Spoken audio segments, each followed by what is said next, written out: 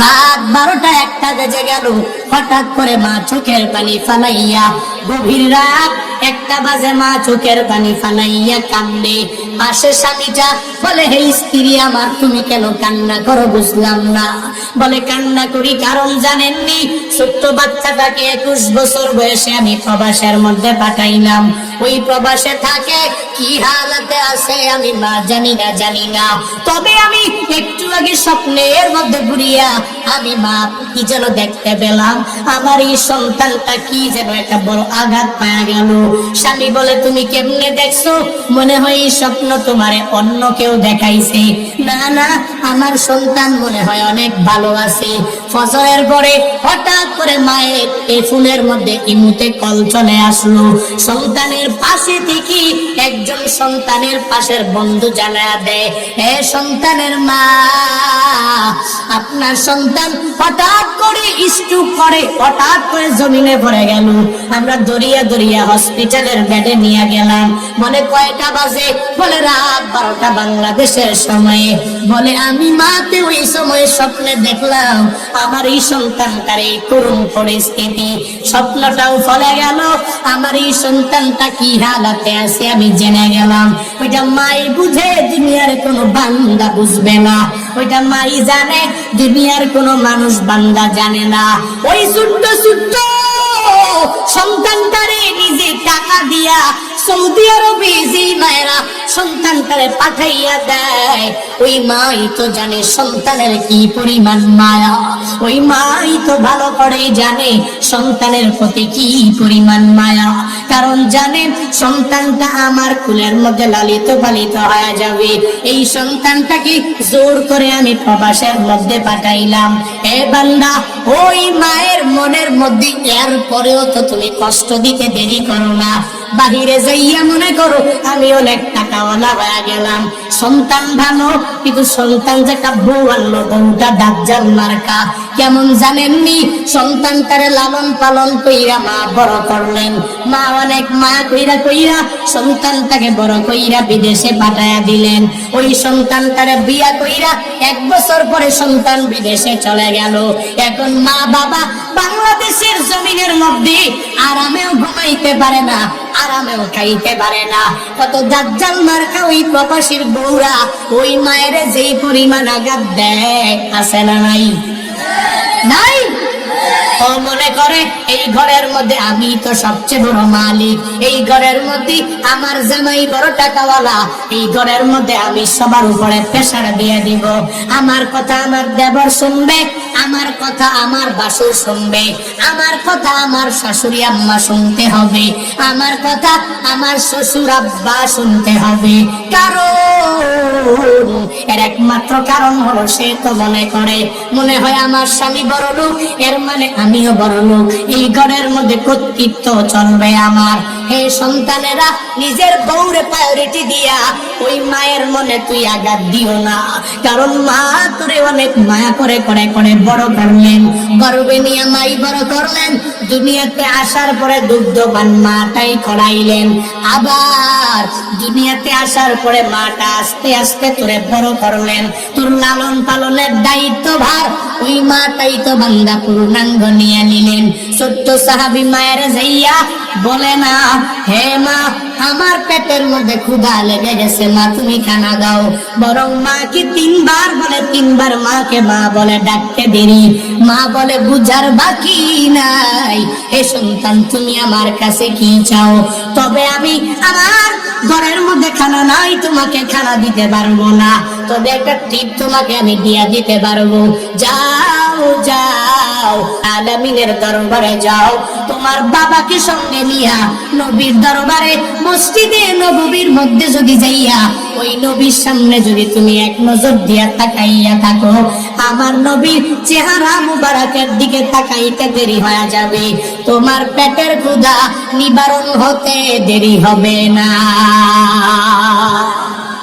আল্লাহ নবীকে আমরে হাজার মারুফের সিগা দ্বারা আদেশ দিয়া জানায়া দেয়, নবী আমার উম্মত গুলোরে জানাইয়া দেন, আপনার উম্মত যদি আমি রবের ভালোবাসা নিয়ে চলতে চায়, আমি রবের প্রেম নিয়ে যদি চলতে চায়, আমি রবের ভালোবাসা নিয়ে যদি আগাইয়া যেতে চাই, তাহলে নবী আপনার ইত্তেবা ছাড়া আর কারো ইত্তেবা করতে পারবে না।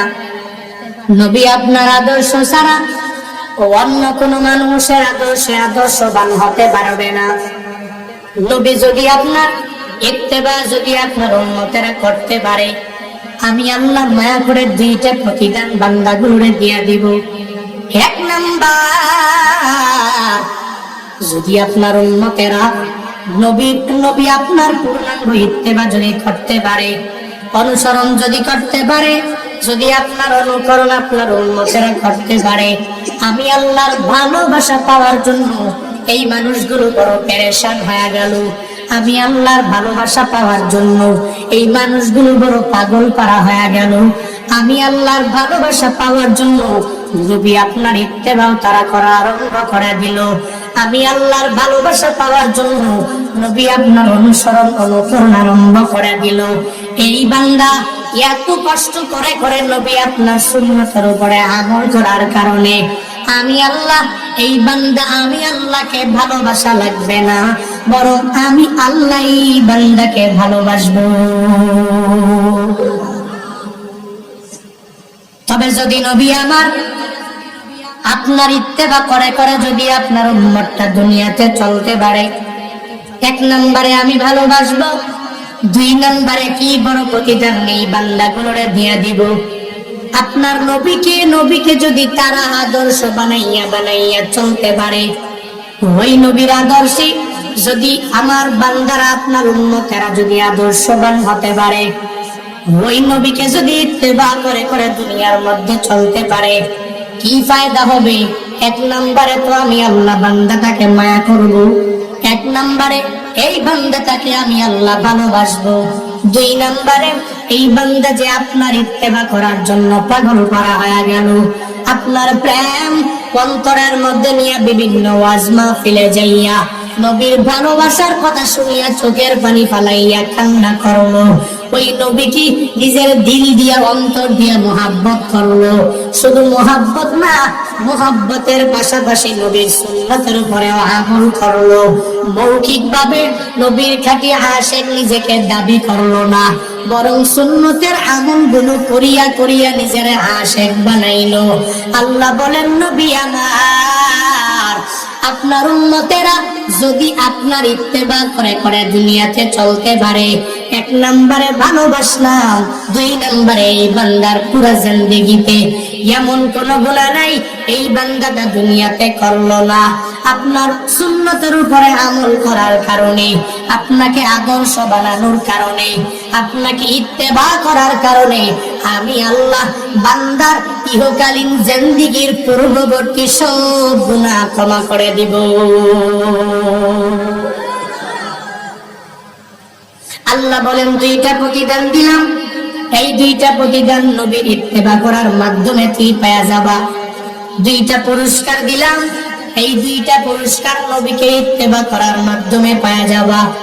এজন্যই তো বারংবার ইমামেরা, খতিবেরা, বক্তা সাহেবেরা বয়ান করে জানায়া দেয়, হে বান্দা, ওই নবীরে নিজের আদর্শ বানাও, ওই নবীর আদর্শের মালা নিজের গলার মধ্যে লাগাইয়া দাও। কারণ নবীর আদর্শের চেয়ে দামি কোনো আদর্শ দুনিয়াতে হতে পারে না। ওই নবীর আদর্শ মানলেই তুই আসমান আর জমিনের উপরে, আসমানের নিচে দামি হয়ে যেতে পারবা। আসমানের নিচে জমিনের উপরে নবীর আদর্শ মানলে ওয়ালা আদর্শবান ব্যক্তিরা, দুনিয়াতে সেলিব্রিটি যারা, উলামায়ে কেরামের মধ্যে যারা, এদের দিকে তাকাইয়া দেখ, এরা রবের কাছে অনেক বড় দামি আখিরাতে হয়ে যাবে। আবার দুনিয়াতে ওদের দাম বান্দা কোনো কম নাই। দুনিয়ার কোথাও এই বান্দাকে ঠেকানো হয় না। মাঝে মাঝে যদি দেখো উলামায়ে কেরামের উপরে, তাহলে নির্যাতন কেন? ইমামে আবু হানিফা তাহলে এত বড় ইমাম হওয়ার পরেও জেলখানার মধ্যে মরলো কেন? সবাই যদি এত সম্মানী হয়, তাহলে দুনিয়ার মানুষেরা তাকে সম্মান করে না কেন? এ বান্দা, এবার ওই হাদিসের মাধ্যমে নিজেরা যাই না যাও। উলামায়ে কেরাম যদি দেখো দুনিয়ার মধ্যে হয়রানির মধ্যে পড়ে যায়, পেরেশানির মধ্যে পড়ে যায়, কোন মানুষের জেল হাজতের মধ্যে বন্দী হয়ে যায়, তখন বান্দা এই চিন্তা ভাবনা নিজের অন্তরের মধ্যে ঢুকাও, ওই নবীর হাদিস থেকে শিক্ষা নাও, যে হাদিসের মধ্যে মদিনাওয়ালা নবী জানায়া দিলেন, আর দুনিয়া